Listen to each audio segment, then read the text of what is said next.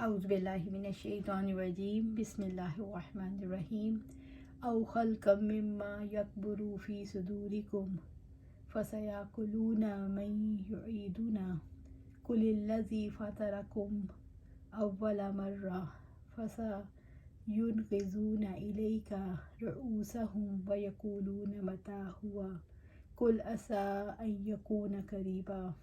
या कोई और मखलूक जो तुम्हारे दिलों में इससे भी बड़ी हो, तो जल्द ही वो कहेंगे कि कौन है जो हमें दोबारा पैदा करेगा। आप कह दें वही ज़ात है जिसने तुम्हें पहली बार पैदा किया। तो जल्द ही वो आपके सामने ताज्जुब से सर हिलाएंगे और कहेंगे तो ये कब होगा। आप कह दें उम्मीद है कि वो करीब हो। सूरत बनी इसराइल आया 51। औ खल्क़म मिम्मा यकबुरु फ़ी सुदूरिकुम, या कोई और मखलूक जो तुम्हारे दिलों में इससे भी बड़ी हो, यानी मौत। अगर तुम मौत हो जाओ तो भी वो तुम्हें ज़िंदगी देगा, यानी तुम मर जाओ। यानी अपने ज़ोम के मुताबिक इस बात से महफूज हो जाओ कि तुम कुदरत इलाही की गिरफ्त में आओ या उसकी मशीयत तुम्हारे बारे में नाफिज हो। बस तुम किसी भी हालत में और किसी भी बस में मुंतकिल होकर अल्लाह ताला को बेबस नहीं कर सकते, और इस ज़िंदगी में और मौत के बाद तुम अपने बारे में किसी तदबीर का इख्तियार नहीं रखते। इसलिए तदबीर और तसर्रुफ इसी हस्ती के लिए छोड़ दो, हर चीज़ पर कादिर और हर चीज़ पर मुहीत है। फसयक़ूलूना, तो जल्द ही वो कहेंगे, यानी आप मौत के बाद की ज़िंदगी के बारे में दलाइल दें तो जल्द ही कहेंगे मन युईदुना, कि कौन है जो हमें दोबारा पैदा करेगा। यानी जब हम पत्थर या लोहा या उससे भी कोई सख्त चीज़ बन जाएंगे तो हमें कौन जिंदा करेगा। कुल अल्लज़ी फ़तरकुम अव्वल मर्रा, आप कह दें वही ज़ात जिसने तुम्हें पहली बार पैदा किया, यानी जिसने तुम्हें पैदा किया जब तुम कोई काबिल ज़िक्र चीज़ ना थे, वही दोबारा पैदा करेगा। जैसा कि फरमाया, जिस दिन हम आसमान को लपेट देंगे जैसे किताबों के लिखे हुए कागजात लपेट दिए जाते हैं, जैसा कि हमने पहली तख्लीक की इब्तिदा की थी, इसी तरह हम इसका इआदा करेंगे। ये हमारे ज़िम्मे वादा है, यकीनन हम करने वाले ही हैं। सूरत अल-अंबिया आया 104। इसी तरह अल्लाह सुब्हानहू तआला सूरत रूम में फरमाते हैं, और वही है जो तख्लीक की इब्तिदा करता है, फिर वही उसका इहाता करेगा, और वो उस पर आसान तरीन है, और आसमानों और ज़मीन में सबसे आला सिफ्त उसी के लिए है, और वही सब पर गालिब कमाल हिकमत वाला है। सूरत रूम आया 27। फसयुनग़िज़ूना इलैका रुऊसहुम, तो जल्द ही वो आपके सामने ताज्जुब से सर हिलाएंगे। वो आपकी बात पर ताज्जुब और इनकार करते हुए सर हिलाएंगे। व यक़ूलूना मताहू, और कहेंगे तो ये कब होगा, यानी ऐसा कब होगा, यानी मरने के बाद दोबारा ज़िंदा उठाने का वक्त कब होगा। ये इनका इकरार नहीं, बल्कि अपने ख्याल में दलील के मैदान में बेबस करने के लिए होगा। रब्बुल इज़्ज़त ने फरमाया, व यक़ूलूना मता हाज़ल वादु इन कुंतुम सादिकीन, और वो कहते हैं ये वादे का वादा कब होगा अगर तुम सच्चे हो। सूरह यासीन आया 48। कुल असा अन यकून करीबा, आप कहते हैं उम्मीद है कि वो करीब हो, इसलिए उसके वक्त के तयन का कोई फ़ायदा नहीं। इसका फ़ायदा और इसका दारोमदार तो उसके इकरार, उसकी तहकीक और उसके असबात में है, वरना हकीकत ये है जिस तरह उसे ज़रूर आना है, इस एतबार से वो करीब ही है। उसे वही लोग जल्दी मांगते हैं जो उस पर ईमान नहीं रखते, और जो लोग ईमान लाए वो उससे डरने वाले हैं। वो जानते हैं यकीनन वो हक है। सुन लो, यकीनन जो लोग क़यामत के बारे में आपस में झगड़ते हैं, यकीनन वो दूर की गुमराही में हैं। सूरत अश-शूरा आया 18। व नराहु करीबा, और हम उसे करीब देखते हैं। सूरत मारिज आया 6। अल्लाह ताला ने बेसत के वक्त के बारे में क्या बताया है। अल्लाह ताला ने फरमाया कि वक्त करीब है, वक्त के तयन के बारे में नहीं बताया। यौमा यदऊकुम फतस्तजीबूना बिहम्दिही व तज़ुन्नूना इन लबिस्तुम इल्ला कलीला, جس دن وہ تمہیں پکارے گا تو تم اس کی تعریف کے ساتھ لبیک کہو گے اور تم سمجھو گے کہ تم بہت تھوڑی دیر ہی رہے۔ سورۃ بنی اسرائیل آیا 52۔ یوم یدعوکم، جس دن وہ تمہیں پکارے گا، یعنی موت کے بعد جب تمہارا رب تمہیں آواز دے کر بلائے گا، جب سور پھونکا جائے گا تو رب کی آواز سنتے ہی سب کھڑے ہوں گے۔ فَتَسْتَجِيبُونَ بِحَمْدِهِ، تو تم اس کی تعریف کے ساتھ لبیک کہو گے۔ تم آواز سنتے ہی قبروں سے نکل آؤ گے، اپنے رب کی مخالفت نہ کر سکو گے، اس کے حکم کو ٹال نہ سکو گے۔ بِحَمْدِهِ، اس سے مراد ہے اللہ تعالیٰ اپنے فعل پر قابل ستائش ہے، جو اپنے بندوں کو قیامت کے روز اکٹھا کرے تو ان کو جزا دے گا۔ رب العزت نے فرمایا، اور اس کی نشانیوں میں سے ہے کہ آسمان اور زمین اس کے حکم سے قائم ہیں۔ پھر جب وہ تمہیں زمین سے ایک ہی بار پکارے گا تب تم اچانک نکل آؤ گے۔ سورۃ الروم آیا 25۔ حدیث میں ہے، لا الہ الا اللہ کہنے والوں پر ان کی قبر میں کوئی وحشت نہیں ہوگی، گویا کہ میں انہیں دیکھ رہا ہوں، وہ قبروں سے اٹھ رہے ہیں۔ سب مسلمان آپس میں بھائی بھائی ہیں، کوئی کسی پر ظلم و ستم نہ کرے، کوئی کسی کو بے عزت نہ کرے۔ وَتَظُنُّونَ إِن لَبِثْتُمْ إِلَّا قَلِيلًا، اور تم سمجھو گے کہ تم بہت تھوڑی دیر ہی رہے، یعنی قیامت کے نہایت سرعت کے ساتھ واقع ہونے کی وجہ سے اور جو نعمتیں تمہیں حاصل رہی ہیں، گویا کہ یہ سب کچھ واقعہ ہوا ہی نہیں۔ بس وہ لوگ جو قیامت کا انکار کرتے ہوئے کہتے تھے متى ہوا، وہ قیامت کو ورود کے وقت بہت نادم ہوں گے جب وہ وارد ہو جائے گی اور ان سے کہا جائے گا یہ وہی دن ہے جسے تم جھٹلایا کرتے تھے۔ سورۃ المطففین آیا 17۔ رب العزت نے فرمایا، گویا کہ جس دن وہ اسے دیکھ لیں گے تو سمجھیں گے گویا وہ نہیں ٹھہرے مگر ایک شام یا اس کی ایک صبح۔ سورۃ نازعات آیا 46۔ اور جس دن قیامت قائم ہوگی مجرم قسمیں کھائیں گے کہ وہ ایک گھڑی کے سوا نہیں ٹھہرے، اسی طرح وہ بہکائے جاتے تھے۔ سورۃ روم آیا 55۔ اللہ تعالیٰ فرمائے گا، تم سالوں کی گنتی میں زمین میں کتنا رہے ہو؟ وہ کہیں گے ہم ایک دن یا اس دن کا کچھ حصہ رہے ہیں، بس آپ شمار کرنے والوں سے پوچھ لیں۔ اللہ تعالیٰ فرمائے گا، تم تھوڑی ہی مدت رہے ہو، کاش واقعی تم بات کو جانتے ہوتے۔ سورۃ المومنون آیا 112 سے 114۔ ہم خوب جانتے ہیں جو کچھ وہ کہیں گے، جب ان سب میں سے بہترین رائے والا کہے گا تم صرف ایک ہی دن ٹھہرے ہو۔ سورۃ طٰہٰ آیا 104۔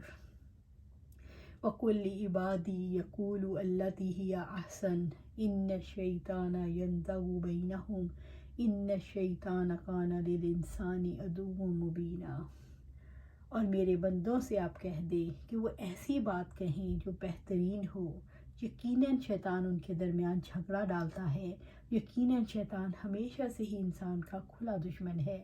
سورۃ بنی اسرائیل آیا 53۔ وَقُلْ لِعِبَادِي يَقُولُوا الَّتِي هِيَ أَحْسَنُ، اور میرے بندوں سے آپ کہہ دیں کہ وہ ایسی بات کہیں جو بہترین ہو۔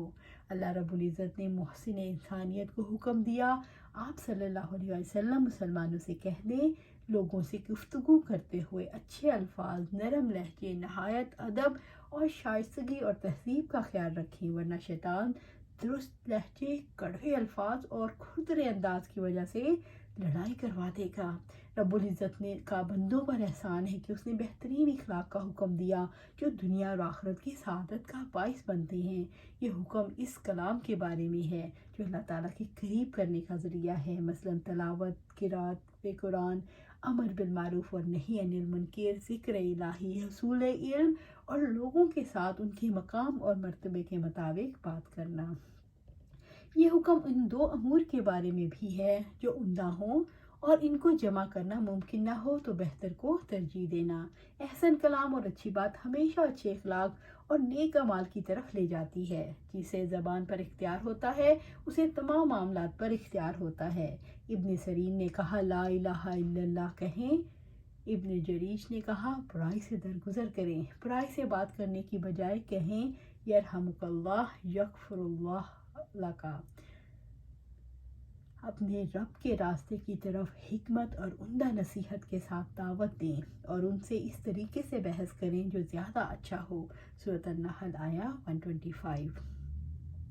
اور تم اہل کتاب سے جھگڑا نہ کرو مگر انتہائی احسن انداز سے۔ سورۃ العنکبوت آیا 46۔ آپس کی گفتگو میں زبان کو احتیاط سے استعمال کرنا چاہیے، اچھے کلمات بولنے چاہیے، قول احسن کا پابند رہنا۔ دعوت دینے والوں کو کتنی ہی غصہ دلانے والی بات کہی جائے، دائی کو ضد میں نہیں آنا چاہیے۔ شیطان انسانوں کا کھلا دشمن ہے۔ ان الشیطان ینزغ بینہم، یقیناً شیطان ان کے درمیان جھگڑا ڈالتا ہے۔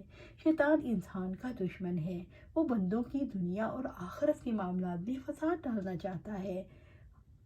میں نے ابو ہریرہ رضی اللہ تعالیٰ عنہ سے سنا کہ آپ صلی اللہ علیہ وسلم نے فرمایا، کوئی شخص اپنے کسی دینی بھائی کی طرف ہتھیار سے اشارہ نہ کرے، کیونکہ وہ نہیں جانتا ممکن ہے شیطان اسے اس کے ہاتھ سے چھڑوا دے اور پھر وہ کسی مسلمان کو مار کر اس کی وجہ سے جہنم کے گڑھے میں گر پڑے۔ عبداللہ بن عمر رضی اللہ تعالیٰ سے روایت ہے کہ آپ صلی اللہ علیہ وسلم نے فرمایا، مسلمان کا بھائی ہے، نہ اس پر ظلم کرے نہ اسے کسی ظالم کے سپرد کرے۔ اور جو شخص اپنے کسی بھائی کی ضرورت پوری کرنے میں لگا ہوگا، اللہ تعالیٰ اس کی ضرورت اور اس کی حاجت پوری کرے گا۔ سبحان اللہ۔ ان الشیطان کان للانسان عدوا مبینا، یقیناً شیطان ہمیشہ سے ہی انسان کا کھلا دشمن ہے۔ اس سے بچاؤ کا طریقہ یہ ہے کہ وہ بری باتوں میں شیطان کی دعوت قبول نہ کریں، آپس کے معاملات میں محبت، نرمی اور فیاضی کا اختیار رکھیں۔ جیسے شیطان کی مثال ہے، جب اس نے انسان سے کہا کفر کر، پھر جب اس نے کفر کیا تو اس نے کہا میں تجھ سے لا تعلق ہوں، یقیناً میں اللہ تعالیٰ سے ڈرتا ہوں جو تمام جہانوں کا رب ہے۔ سورۃ الحشر آیا 16۔ پھر میں لازماً ان کے آگے سے اور ان کے پیچھے سے اور ان کے دائیں سے اور ان کے بائیں سے ان پر آؤں گا اور آپ ان میں سے کسی کو میں سے اکثر کو شکر گزار نہ پائیں گے۔ سورۃ الاعراف آیا 17۔ دعوت دینے والے گفتگو میں محتاط نہ رہیں تو ضد اور نفرت کی فضا پیدا ہو جاتی ہے جو شیطان کے لیے بڑی سازگار ہوتی ہے۔ ربکم اعلم بکم ان یشاء یرحمکم او ان یشاء یعذبکم وما ارسلناک علیہم وکیلا، تمہارا رب ہی تمہیں زیادہ جاننے والا ہے، اگر وہ چاہے تم پر رحم کرے یا اگر وہ چاہے تمہیں عذاب دے، اور ہم نے آپ کو ان پر کوئی ذمہ دار بنا کر نہیں بھیجا۔ سورۃ بنی اسرائیل آیا 54۔ ربکم اعلم بکم، تمہارا رب ہی تمہیں زیادہ جاننے والا ہے۔ اللہ تعالیٰ کا علم بے قید ہے، اللہ تعالیٰ کی علم جامع ہے، جس کے ساتھ وہ لوگوں سے رحمت بھرا برتاؤ کرتا ہے۔ اللہ تعالیٰ کے سوا مخلوقات کو کوئی نہیں جانتا، اللہ تعالیٰ ہی ان کے بارے میں ہر طرح کا علم رکھتا ہے۔ اللہ تعالیٰ کا علم اپنی مخلوق کے بارے میں کامل ہے۔ کیا وہ نہیں جانتا جس نے پیدا کیا اور نہایت باریک بھی خوب باخبر ہے۔ سورۃ الملک آیا 14۔ یعنی وہ جانتا ہے کون مومن ہے کون ایمان نہیں رکھتا، اس لیے وہ تمہارے لیے وہی چاہتا ہے جس میں تمہاری بھلائی ہے، اور تمہیں صرف اسی چیز کا حکم دیتا ہے جس میں تمہاری کوئی مصلحت ہے۔ بسا اوقات تم ایک چیز کا ارادہ کرتے ہو مگر بھلائی اس کے برعکس کسی اور چیز میں ہوتی ہے۔ ان یشاء یرحمکم، اگر وہ چاہے تو تم پر رحم کرے، یعنی وہ اپنی رحمت سے تمہاری طرف توجہ کرے یہاں تک کہ تم اس کی ذات کا اور آخرت کا کفر کرنے سے لوٹ آؤ۔ ان یشاء یعذبکم، اگر وہ چاہے تمہیں عذاب دے، یعنی تم ایمان سے پھر جاؤ، پھر اپنے شرک پر وفات پاؤ، پھر وہ قیامت کے دن تمہارے کفر پر تمہیں عذاب دے گا۔ بس وہ جسے چاہتا ہے اسباب رحمت کی توفیق عطا کر دیتا ہے، اور جس کو چاہتا ہے اس کو اس کے حال پر چھوڑ کر اس سے الگ ہو جاتا ہے، بس وہ اسباب رحمت سے محروم ہو کر عذاب کا مستحق بن جاتا ہے۔ یہاں تم پر رحم کرنے سے کیا مراد ہے؟ یہاں مومنوں پر رحم کرنا مراد ہو تو رحم کے معنی یہ ہیں کہ وہ کافروں پر تمہیں قوت عطا فرمائے گا۔ یہاں مشرکین پر رحم کرنا مراد ہو تو اس کا مطلب یہ ہوگا کہ اللہ تعالیٰ انہیں اسلام قبول کرنے کی توفیق دے گا۔ تمہیں عذاب دینے سے کیا مراد ہے؟ یہاں عذاب سے مراد شرک پر موت ہے جس کی وجہ سے عذاب ملے گا۔ یہاں عذاب سے مراد کافروں پر مسلمانوں کا غلبہ بھی ہے۔ وَمَا أَرْسَلْنَاكَ عَلَيْهِمْ وَكِيلًا، اور ہم نے آپ کو ان پر کوئی ذمہ دار بنا کر نہیں بھیجا۔ اللہ رب العزت نے اپنے پیغمبر سے فرمایا، ہم نے آپ کو لوگوں پر ذمہ دار بنا کر نہیں بھیجا، آپ ان کے معاملات کی تدبیر کریں، ان کو جزا دیں۔ وکیل اور کارساز تو صرف اللہ تعالیٰ ہے اور آپ تو صرف صراط مستقیم کی طرف رہنمائی کرنے والے ہیں۔ اس سے مراد یہ ہے کہ اگر کافر اپنے کفر پر قائم رہتے ہیں تو آپ نگران نہیں ہیں، آپ سے باز پرس ہو۔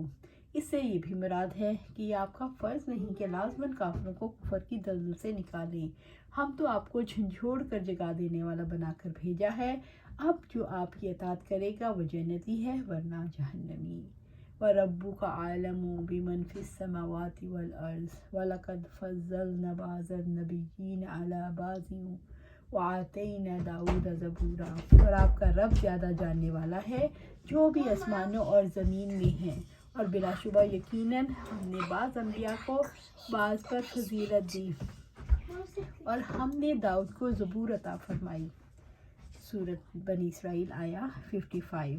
اور آپ رب زیادہ جاننے والا ہے جو بھی آسمانوں اور زمین میں ہے، یعنی اے محمد صلی اللہ علیہ وسلم، آپ کا رب آسمانوں اور زمین والوں کو خوب جانتا ہے، وہ آسمان اور زمین والوں کو فرما برداری اور نافرمانی میں مرتبوں کو خوب جانتا ہے، اور آپ کا رب زیادہ جاننے والا ہے جو بھی آسمانوں اور زمین میں ہے۔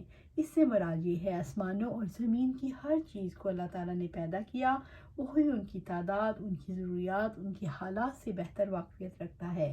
اللہ تعالیٰ کا علم اپنی مخلوقات کے بارے میں کامل ہے، یعنی وہ تمام مخلوق کو جانتا ہے، بس ان میں سے جو کوئی جس چیز کا مستحق ہے اور اس کی حکمت جس کا تقاضا کرتی ہے اسے وہی عطا کرتا ہے، اور وہ تمام حصی اور معنی خصائص میں ان کو ایک دوسرے پر فضیلت عطا کرتا ہے۔ وَلَقَدْ فَضَّلْنَا بَعْضَ النَّبِيِّينَ عَلَى بَعْضٍ، اور بلا شبہ یقیناً ہم نے بعض انبیاء کو بعض پر فضیلت دی۔ اللہ تعالیٰ نے بعض انبیاء کو بعض پر فضیلت عطا کی۔ رب العزت نے فرمایا، یہ سب رسول ہیں، ان کے بعض کو ہم نے بعض پر فضیلت دی، ان میں سے کچھ ہیں جن سے اللہ تعالیٰ نے کلام کیا اور بعض کو اس نے درجات میں بلند کیا۔ سورۃ بقرہ آیا 253۔ آپ صلی اللہ علیہ وسلم نے فرمایا، انبیاء کو ایک دوسرے پر فضیلت نہ دو، اس سے محض عصبیت کی بنا پر فضیلت دینا مراد ہے۔ اس سے مراد وہ فضیلت نہیں جو دلیل سے ثابت ہو۔ اگر کوئی مضبوط دلیل کسی چیز کے ثبوت پر موجود ہو تو پھر اس کی پیروی کرنا ضروری ہے۔ نبی صلی اللہ علیہ وسلم اولو العزم پیغمبروں میں افضل ہیں۔ آپ صلی اللہ علیہ وسلم کے بعد ابراہیم علیہ السلام، پھر موسیٰ علیہ السلام، پھر عیسیٰ علیہ السلام۔ انبیاء کی فضیلت کے اسباب کیا اسباب ہوتے ہیں؟ انبیاء علیہ السلام کی فضیلت کی حقیقت اور اس کے اسباب کو اللہ تعالیٰ ہی بہتر جانتا ہے۔ بعض رسولوں کو دوسروں کے مقابلے میں وسیع دائرہ کار دیا گیا، مثلاً کبھی کوئی ایک قبیلے، ایک قوم، ایک نسل کا رسول ہوتا اور کبھی اپنے وقت کی تمام اقوام کا رسول ہوتا۔ رسولوں کے درمیان مرتبے کا فرق رسول یا اس کی قوم کو عطا کی جانے والی خصوصیات کی بنا پر ہوتا۔ رسول کو دیے جانے والے پیغام، اس کی ہماگیر اور جامعیت کی وجہ سے بھی رسولوں کا مرتبہ فرق رہا۔ انبیاء کو ایک دوسرے پر فضیلت دینے سے کیوں روکا گیا؟ آپ صلی اللہ علیہ وسلم نے فرمایا، مجھے دوسرے انبیاء پر فضیلت نہ دو۔ اختلاف کے وقت ایک نبی کو فضیلت دینا دراصل دوسرے نبی کی شان کو گھٹانا ہے۔ فضیلت دینا انسان کے بس کی بات نہیں، یہ اللہ تعالیٰ کا فیصلہ ہے اور انسان کا کام مان لینا ہے۔ ابو ہریرہ رضی اللہ تعالیٰ نے بیان کیا کہ مسلمانوں کی جماعت کے ایک آدمی اور یہودیوں میں سے ایک شخص کا جھگڑا ہو گیا۔ مسلمان نے کہا، اس ذات کی قسم جس نے محمد صلی اللہ علیہ وسلم کو ساری دنیا میں برگزیدہ بنایا۔ قسم کھاتے ہوئے انہوں نے یہ کہا۔ اس پر یہودی نے کہا، قسم ہے اس ذات کی جس نے موسیٰ علیہ السلام کو ساری دنیا میں برگزیدہ کیا۔ اس پر مسلمان نے یہودی پر ہاتھ اٹھا کر تھپڑ مار دیا۔ تو یہودی نبی صلی اللہ علیہ وسلم کی خدمت میں آیا اور اپنے مسلمان کے جھگڑے کی خبر دی۔ تو آپ صلی اللہ علیہ وسلم نے اس موقع پر فرمایا، مجھے موسیٰ علیہ السلام پر ترجیح نہ دیا کرو۔ لوگ قیامت کے دن بے ہوش کر دیے جائیں گے اور سب سے پہلے ہوش میں آؤں گا، پھر دیکھوں گا کہ موسیٰ علیہ السلام عرش کا پایا پکڑے کھڑے ہوں گے۔ اب مجھے معلوم نہیں وہ بھی بے ہوش ہونے والوں میں تھے اور مجھ سے پہلے ہوش میں آ گئے، یا انہیں اللہ تعالیٰ نے بے ہوش ہونے والوں میں ہی نہیں رکھا۔ وَآتَيْنَا دَاوُودَ زَبُورًا، اور ہم نے داؤد کو زبور عطا کی۔ کسی کو کتاب فضیلت کی بنا پر عطا کی جاتی ہے، اس لیے یہاں زبور کا تذکرہ کیا گیا۔ آپ صلی اللہ علیہ وسلم فرماتے ہیں، داؤد علیہ السلام پر قرآن اتنا آسان کر دیا گیا تھا کہ جانوروں پر زین کسی جائے اتنی سی دیر میں آپ قرآن پڑھ لیا کرتے تھے۔ سبحان اللہ، سبحان اللہ۔ اللہ سبحانہ تعالیٰ سے دعا ہے کہ ہم قرآن و سنت کو سیکھیں، اس پر عمل کریں اور اس کو آگے پھیلائیں، اس کو سکھائیں۔ اللہ سبحانہ تعالیٰ ہمیں قرآن و سنت پر عمل کرنے کی توفیق دے اور اس پر استقامت عطا فرمائے۔ آمین یا رب العالمین۔